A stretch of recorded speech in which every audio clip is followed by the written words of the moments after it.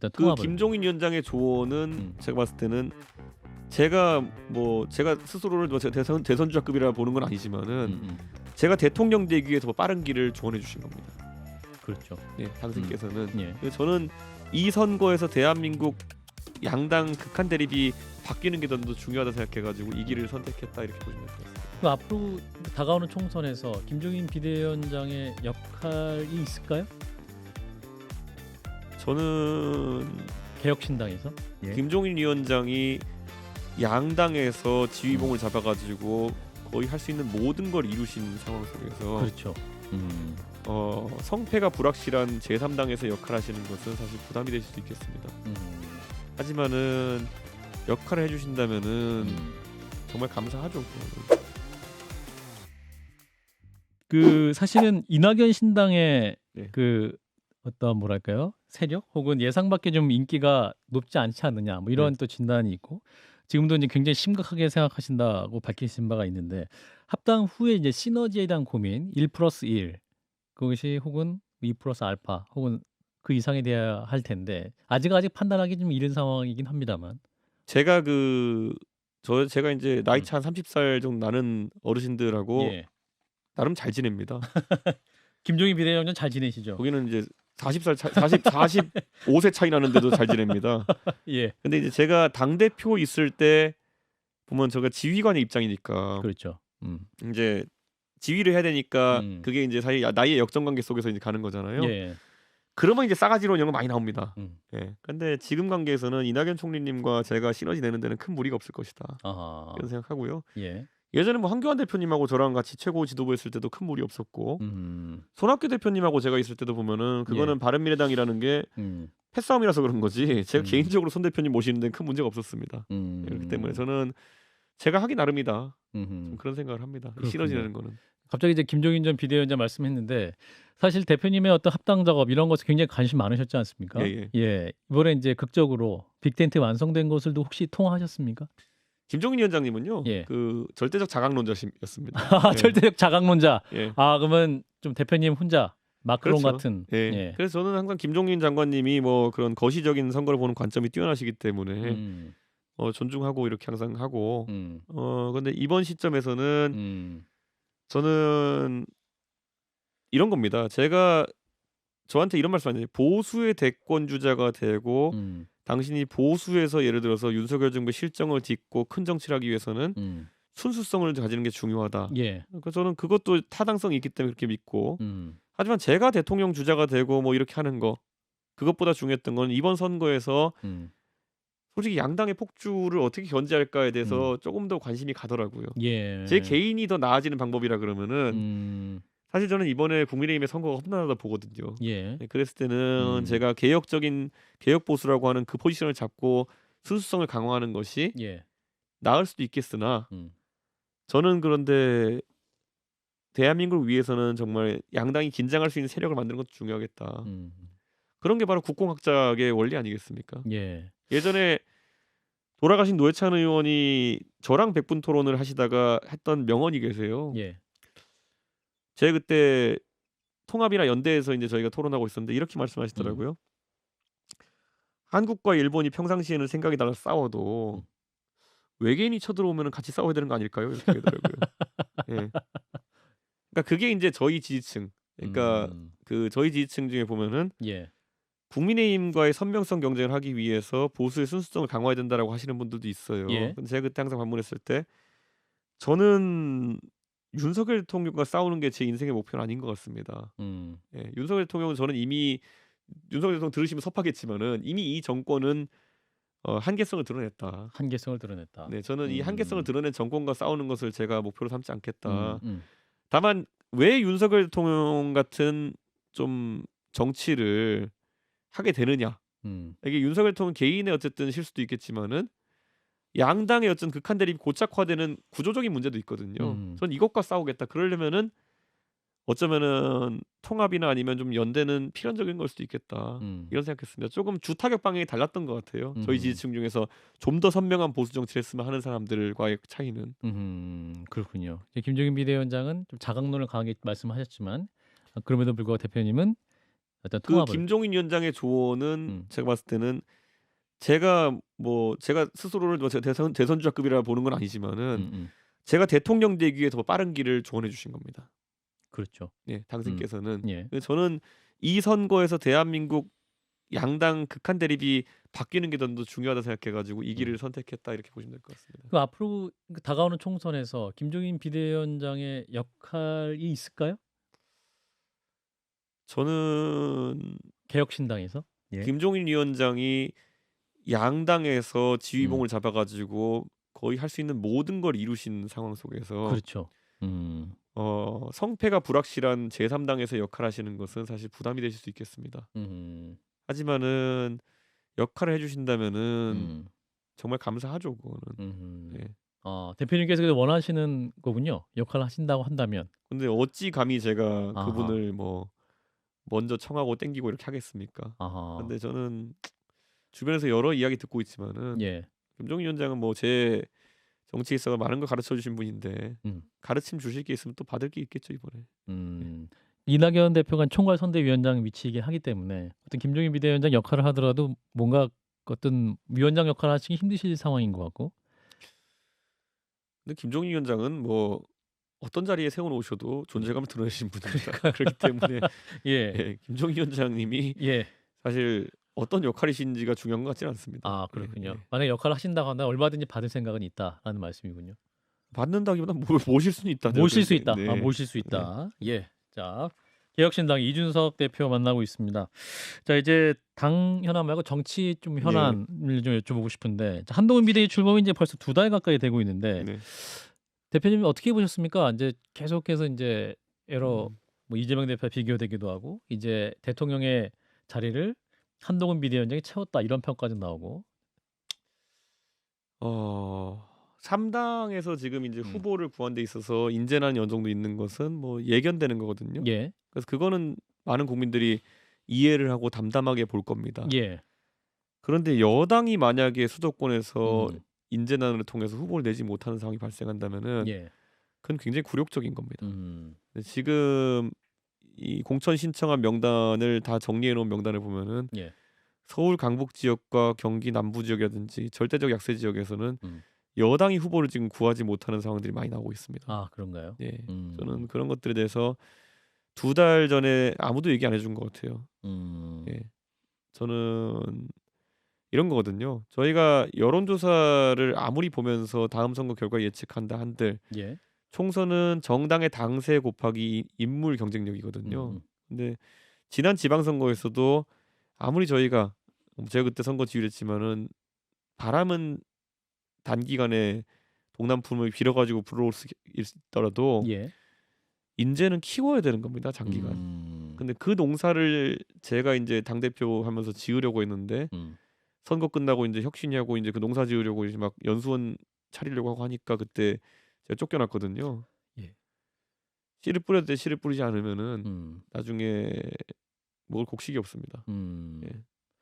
그래서 인제 한동훈 비대위원장이 가장 핵심적으로 비대위원 앉히고 그 김경률 비대위원을 마포로 공천하게 돼서 손까지 딱 들어줬지 않습니까? 그분이 근데 이제 불출마 선언을 하게 된 이런 상황. 이제 물론 여러 가지 요인이 있다고 합니다만 비대위원장이 가장 강력하게 밀었던 후보 중 하나가 지금 불출마 선언한 상황은 여러 좀 의미심장하지 않냐 해석하는 분도 있는데 대표님은 어떻게 이렇게 말씀드릴게요. 사실 예. 선거를 좀 아는 사람이면요. 예. 서울에서 운동권 심판 프레임이 굉장히 좀 애매한 프레임입니다. 음. 이게 어떻게 되냐면요. 예. 지금 한창 활동할 나이에 음. 정치인들이 대충 50 대 60 대라고 한다면요. 예. 50 대 60대 정치인 중에서 운동권이었던 사람과 운동권이 아니었던 사람을 놓고 음. 지역에서 경쟁력을 놓고 보면요. 운동권이었던 사람이 스펙이 더 좋은 경우가 많습니다. 음. 예. 그게 인제 제가 정치를 하는 음. 서울 노원구만 놓고 한다 하더라도요. 예.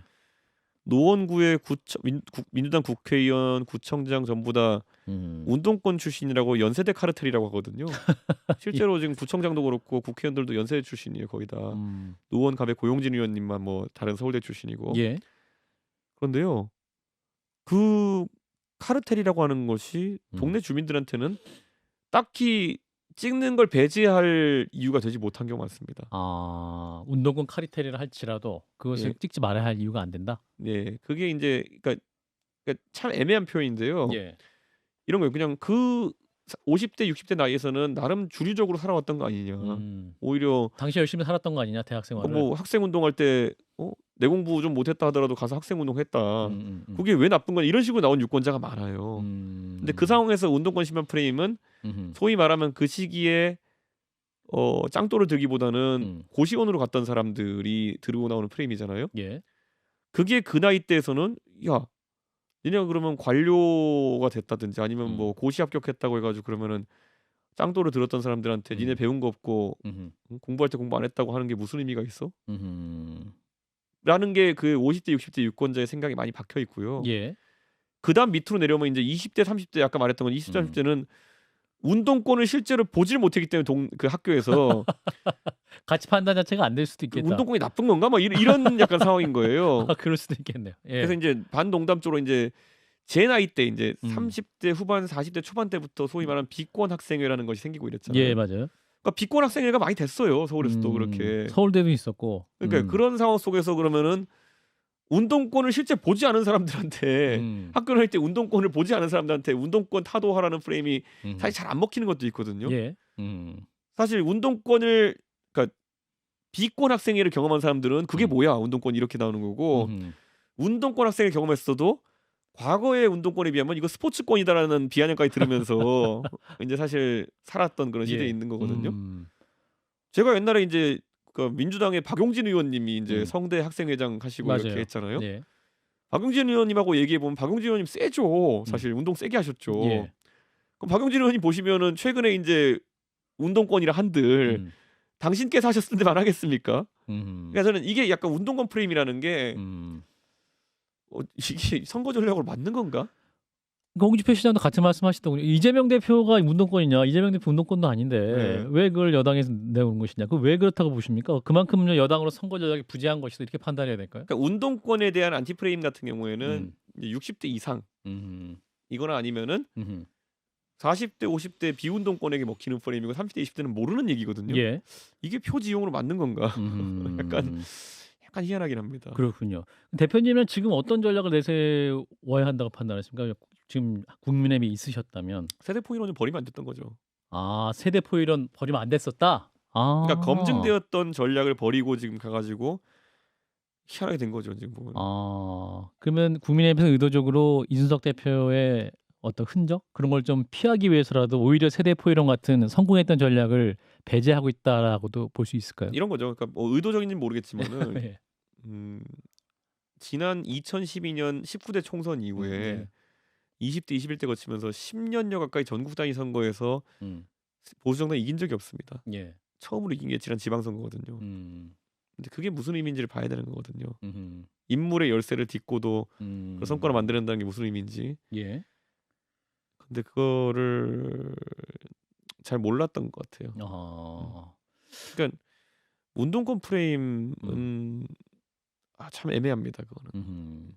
근데 좀 한동훈 비대위원장 지금 연탄봉사 했던 게 또 많이 화제가 되고 있고 얼굴에 그 연탄 수검댕이를 일부러 묻혔느냐. 근데 그게 계속 논쟁이 되고 있는데 대표님도 그 장면을 보셨습니까? 사진 장면 그 보셨어요? 저희 동네니까 이제 저희가 잘 아는 곳인데 잘 아는 곳인데 어떻게 노원구 이제 예. 그 희망촌 양지마을 이렇게 그 단고개역 쪽에 이제 연탄 봉사하시는 데가 있고요. 예. 그다음에 이제 백사마을이라고 거기 이제 중계동에 저도 있는 데가 가봤어요. 백사마을. 있거든요. 예. 근데 사실 노원구 주민들 입장에서는 그 연탄 떼는 지역이 진짜 일부고 노원구는 다 82% 이상 아파트촌인데 그렇죠. 그 연탄 봉사를 위해서 노원구에 찾기만 하는 것은 좀 거부감이 있긴 합니다. 네, 노원구를 위한 다른 정책의 고민 예를 들어 재건축 재개발 이슈에 찾아온 게 아니라 예. 연탄할 때만 정치인들이 온다 그래가지고 되게 좀 노원구 주민들은 그런 의식 갖고 있는 게 있는데 예. 하여튼 오셔서 봉사하는 건 좋은 건데 그리고 뭐 저는 그 연탄 검댕 칠하는 것도 저는 그게 의도적인지는 제가 영상만 보고는 모르겠습니다. 왜냐면 이게 하다 보면 얼굴이 가려울 때도 있잖아요. 뭐 닦을 수도 있는 거지. 예. 뭐 그러니까 그거는 또 모르겠지만은. 예. 근데 제가 봤을 때는 대선을 뛰고 계신 것 같은 느낌이. 아 지금. 예, 예, 아하. 예. 대선 행보다. 총선을 그러니까 앞두고 왜 노원구의 선거에 그게 전국을 바라보고 이제 하신 거지만은 음. 노원구에 가셨으면 할 수 있는 게 아까 말했던 것처럼 음. 지금 재건축 재개발 문제가 크게 터지기 직전입니다. 왜냐면은 그 안전 진단과 관련된 규제는 많이 풀렸지만은 최근 주택가 하락 그래서 인제 그것 때문에 인제 이자 부담 때문에 고생하는 젊은 층도 있고 예. 또 재건축을 하는 입장에서는 자재값 인상으로 음. 서울 강북 지역은 아무리 안전 진단을 뭐 재건축 가능 등급으로 받아도 예. 사업성이 없어서 추진 못하는 경우가 되게 많아요. 예. 예. 예를 들어 노원구에 지금 아파트 노원역 앞에 있는 아파트를 재건축하면은 뭐 집값 6억에 건축비 5억, 6억 이렇게 들어 가지고 12억부터 손익분기점이고 이런 경우가 있는데 예. 근데 그 아파트가 나중에 다 짓고 났더니 15억이 안 되면 뭐 이런 식이거든요. 근데 그런 것들에 주민들은 지금 인제 관심이 있는데 관심이 있는데 그 백사마을은 어차피 재개발 대상이거든요. 근데 약간 좀 정책적으로는 약간 좀 애매하다. 아하 그렇군요. 예. 그러니까 뭐 총선을 앞둔 당대표 행보가 아니라 좀 대선을 앞둔 대선 후보 행보 같은 그런 모습이었다라는 말씀. 자 김경률 비대위원은 저희 방송에 지난주에 나와 가지고 인제 대통령이 KBS 대담 인터뷰 후에 대통령이 할 수 있는 최고 수준의 사과였던 그러니까 최고 수준의 어떤 대응이었던 것 같다. 이제 자신과 당 지도부가 매맞으면서 사과하고 총선 치러야 될 것 같다. 이렇게 입장을 밝혔습니다. 대표님 어떻게 보십니까? 이게 총선이 이제 거의 아직도 2달이나 남았는데 이 이슈가 가라앉을까요? 그게 보통 이준석이 그렇게 말하면 언론에서 기사 쓰면서 예. 그렇게 비꼬아 왔다라고 씁니다. 예. 예. 예. 비꼰 건 아니고. 비꼰 거죠. 아 비꼰 겁니까 예, 그거는? 예. 대통령 딱 할 수 아. 있는 수준이 그만큼이다. 아하. 라는 얘기를 한 거죠. 그럼 김경률 비대위원도 사실은 대통령을 산 발언이 아니라 대통령의 어떤 대담을 어떤 의미에서 비꼰 측면이 있었다. 그 정도밖에 못 한다. 그러니까 이제는 당에서 뭐 맞으면서 갈 음. 수밖에 없지 않겠냐 이 얘기잖아요. 음. 저는 맞죠. 예. 근데 제가 뒤집어 말하면은 이제야 개사과 때 이준석의 마음을 알겠습니까? 아. 예. 개사과회 때 이준석의 마음 알겠습니까? 이제야 I believe 사과 때 이준석의 마음을 알겠습니까? 그때 이준석이 한마디 하면은 왜 내부 총질이라 하고 그랬습니까? 예.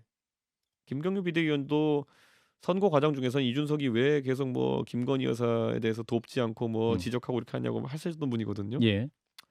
이제 알았으면 됐다. 이제 네. 충분히 알았을 것이다. 네, 충분히 알았을 것이다. 예. 자 이준석 대표 만나고 있는 한 2분 정도 남았습니다. 자 이제 민주당 상황 얘긴데 지금 이제 오늘 조국 전 장관이 노무현 전 대통령 묘역을 참배하고 이제 윤석열 검찰 독재 정권의 조기 종식을 위한 불쏘시개가 되겠다 이렇게 밝혔습니다. 얼마 전에 이제 조국 전 장관이 개혁신당을 포함한 범야권 200석을 갖게 되면 대통령 탄핵이나 개헌으로 물러나게 할 수도 있다 이런 발언도 하지 않았습니까? 그래서 그때 대표님은 2월 2일이었죠. 이제 조국 전 장관과 함께할 생각은 없다라고 말씀하셨는데 지금도 같은 마음이신지? 뭐 조국 장관이 아이디어 차원에서 하신 말씀이라는 건 알고 있습니다. 예. 근데 그게 또 이제 기사에서 오해로 양산돼가 저희가 함께할 무슨 뭐 논의나 의향이 있는 것처럼 되기 때문에 그건 아니다라고 제가 단칼에 얘기한 거고요. 예. 조국 전 장관이 지금 시점에 창당을 하는 건 물리적으로 어려울 겁니다. 예. 그 아마 민주당 계열의 인사들도 말릴 거고요. 조국 전 장관이 본인의 이제 그 법적인 문제들을 정치적으로 풀겠다고 선언한 뒤부터 여러 예. 행보들이 주목받는데요. 안 하시는 게 나을 것 같다. 안 하신다. 총선 출마? 예, 총선 출마든 아니면 본인을 지지하는 세력들을 모아서 뭐 예. 비례정당을 만든다든지 이런 거 안 하시는 게 좋을 것 같다. 아하. 정당은 그런 목적으로 만들어서는 안 된다 생각합니다. 저는. 그런 목적이라면 어떤 목적입니까? 조국 장관 사실 조국 수호를 하겠다는 생각일 거로 좀 보이거든요. 사실 검찰과 싸우겠다 이런 것들. 예. 예. 정당은 정당은 그것보다는 조금 더 보편적인 목적이나 보편적인 어떤 가치가 있어야 된다 보거든요. 예. 제가 반농담조로 매번 용해인 의원이 있던 기본소득당에서도 얘기하는 게 예. 용해인 의원이 지난 4년 동안 기본소득에 대해서 무슨 정책을 했는지 난 모르겠다거든요. 음. 그러니까 너무 그렇게 컬트적이고 매니아적인 정당을 만들면은 와서 기본소득 얘기 안 팔리면 맨날 이준석 얘기하고 이제 뭐 윤석열 비판하고 이렇게 해가지고 용해인 의원 뜬 거거든요. 그다음부터는. 그래서 저는 용 의원이 그 부분에서 뭐 잘했기 때문에 어느 정도 대중적 인기가 생겼지만은 윤석열 대통령 비판하고 하는 것에 있어서 예. 조국 장관도 그런 특수목적 정당을 만들려고 하는 거는 좀 안 했으면 좋겠다. 이런 생각입니다. 예. 그런 의미에서 안 했으면 좋겠다라는 말씀까지 들었습니다. 네. 네. 자 설 연휴 첫날에 빅텐트를 만들고 이제 개혁신당의 길을 또 가게 된 이준석 대표와의 만남 여기까지 하도록 하겠습니다. 대표님 오늘 말씀 잘 들었습니다. 네, 감사합니다.